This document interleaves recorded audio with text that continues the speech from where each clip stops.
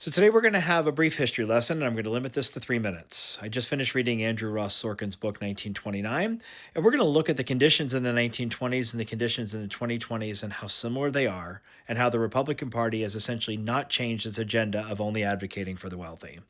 Hi, my name is Brian Kennedy. I am the mayor of Glendale, Wisconsin, president of Democratic Municipal Officials, and a member of the DNC. Follow me for content about local government, economics, and Democratic Party politics. In the 1920s, the Republicans controlled all of the federal government. The entire decade, they had both chambers of Congress, and they had three back-to-back presidents, Warren G. Harding, Calvin Coolidge, and Herbert Hoover. And during the 1920s, Congress passed a series of tax cuts for the wealthy, and that created an incredible amount of wealth inequality. They also allowed for unregulated capitalism, and there was a huge expansion of consumer debt. Back then, they weren't credit cards, they were installment plans. But essentially, by the end of the decade, you had a situation in which millions of Americans were either in debt or they were uber wealthy, and there was really not much in between. So when you have a stock market crash in 1929, which then ripples across the economy, putting many people out of work, Herbert Hoover's response is to impose tariffs. And those tariffs actually sink us deeper into the Great Depression and actually help fuel a worldwide depression. So, how does that compare to what we're seeing today? Well, we're seeing Donald Trump not have one and then the other. He's doing both of those things at the exact same time. He just passed tax cuts for the wealthy. He significantly cut programs that help the working poor. We're seeing a huge expansion of debt, one of the largest amounts of debt we've seen in 100 years.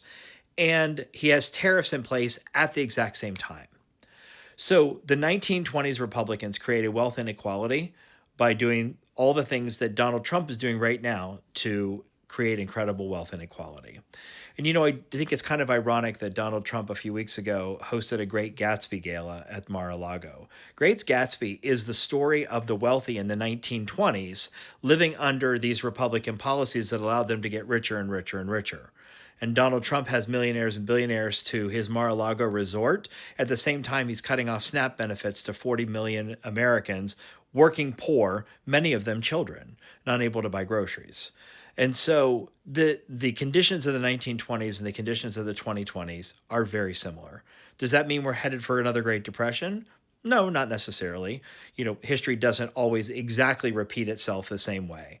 But the conditions of the 1920s and the conditions of the 2020s are so similar, and they were put in place by the exact same party, a party who, while they may talk to working class voters during an election, their policies are always to benefit the rich.